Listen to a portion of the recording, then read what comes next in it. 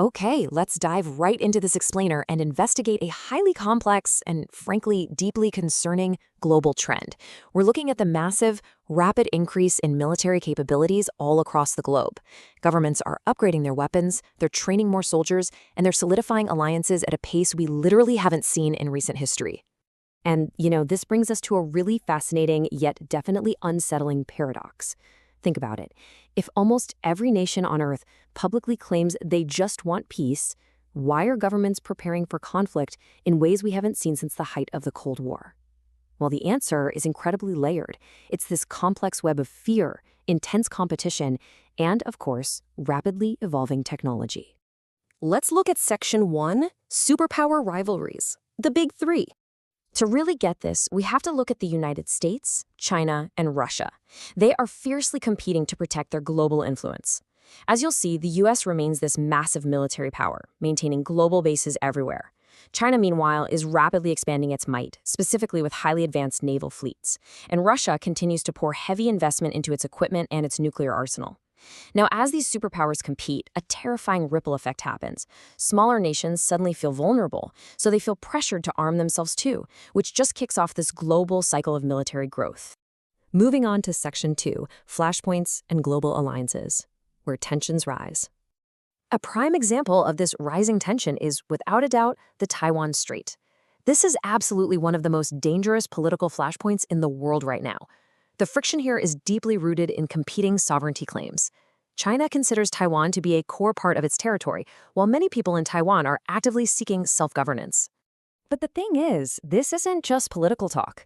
It's a highly active zone of military posturing. We're talking regular, large-scale military exercises, the constant deployment of warships, and active fighter jet operations. All of this drastically dials up the fear of a sudden or even an accidental conflict breaking out. Now, if we move just a bit south over to the South China Sea, we see a different kind of tension, but honestly, one that's equally as dangerous. Here, you've got multiple nations building bases and ramping up naval patrols. And why? Well, it's pretty simple. This region holds highly valuable trade routes and incredibly rich natural resources. So these countries are arming themselves purely to protect their economic interests and lock down those territorial claims. Meanwhile, over in Europe, the stark reality of the Ukraine-Russia war has sent a massive shockwave right through the continent. It really reminded governments that, yes, large-scale conventional wars are absolutely still possible today. That fear has pushed European countries to urgently modernize their armies and lean heavily on military alliances, primarily NATO. But there's a catch here. Joining an alliance gives you that much-needed protection, sure, but it simultaneously fuels deep suspicion on the other side. When a country feels surrounded by a rival's expanding alliance, they usually respond by bulking up their own military. It's a classic security dilemma. Which brings us to Section 3, the new high-tech battlefield, beyond tanks and rifles. You see, the modern battlefield has fundamentally shifted. We're moving far away from the old warfare that relied strictly on soldiers, tanks, and rifles. Today, governments are pouring absolutely vast amounts of money into new warfare. And this new era, it's driven entirely by speed, information, and technological superiority. And this shift brings us to a pretty terrifying new domain, cyber warfare. Think about it. This is the ability to severely damage a nation's economy or completely disable its critical infrastructure without ever firing a single physical bullet. Governments are literally having to build specialized, highly trained cyber defense units right now just to keep the lights on and their countries running. And just look at the targets here. We're not just talking about securing top-secret military databases. We are talking about the power grids, the banking systems, and our communication networks. These are the everyday systems that you and I rely on constantly. A single successful cyber attack could plunge an entire country into total chaos. So obviously, that makes cyber defense an absolute top priority for national security. Then add to this the rapid rise of cheaper, highly effective drones and artificial intelligence. AI is already being used to crunch battlefield data and fly unmanned aircraft, which, drastically reduces the physical risk to human soldiers. But experts are deeply worried about what comes next: fully autonomous weapons. These are AI-powered machines that could eventually be making split-second, life-and-death decisions during combat entirely without human control. Oh, and the technology race doesn't even stop in our atmosphere. Because so much of our modern world, from the GPS navigation in your car to global communication and weather forecasting, relies entirely on satellites. Space itself has become a militarized zone. Governments are terrified that enemies could just blind them by destroying their satellites, so they're actively pumping funds into space defense programs and anti-satellite weapons. And, of course, hanging over all of this flashy new technology is the old dark shadow of nuclear weapons. Nations that have them firmly believe they provide the ultimate protection through nuclear deterrence. It's that classic idea: no one's going to attack you if you can completely destroy them in return. But man, the tension is palpable. Nations like North Korea are continuing to test missiles and expand their programs. And those localized actions push neighboring nations and global powers to build even stronger, more complex defense systems, purely out of fear that one single mistake or misunderstanding could lead to catastrophic destruction. Let's move to Section 4, Hidden Drivers of Conflict: Resources, Climate, and Pride.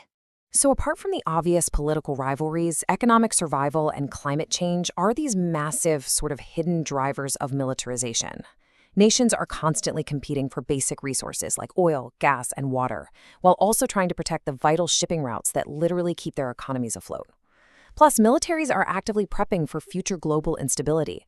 They're looking at rising temperatures, massive droughts, and severe food shortages that could eventually force millions of people to migrate.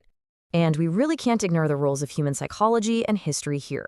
Leaders very often use military might to display national pride and strength, especially to unite their citizens during tough economic times by pointing to external threats.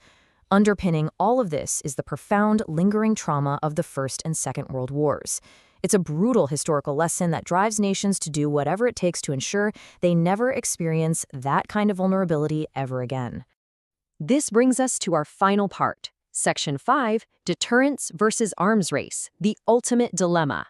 So, we arrive at the big question. Does building a massive military actually prevent attacks, or does it basically guarantee them? On one side, you've got deterrence theory.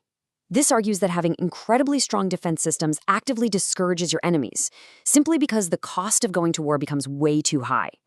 But on the flip side, critics argue that this excessive buildup just creates a never-ending arms race. It generates so much fear and mistrust that rivals are constantly trying to outbuild each other, and eventually tensions snap, making an actual conflict far more likely. Now, before we wrap up, it is absolutely vital to remember that the picture isn't entirely dark. Despite all these weapons and all this aggressive preparation, most countries still state that what they really desire is peace. And importantly, we do have systems in place striving for exactly that. Diplomacy, global trade agreements, and international organizations like the United Nations are actively working every single day to encourage cooperation, build mutual understanding, and hopefully prevent another global catastrophe from ever occurring. All of this leaves us looking toward a pretty uncertain future. Rapid technological change and intense global rivalries are definitely pushing us into uncharted territory. So I'll leave you with this final, crucial thought for this explainer. Humanity undeniably has the power for extraordinary progress and cooperation, but we also possess weapons capable of unprecedented destruction. Will the choices our leaders make today, this massive global military buildup, secure our survival and bring us true peace? Or will it ultimately seal our destruction and guarantee another devastating global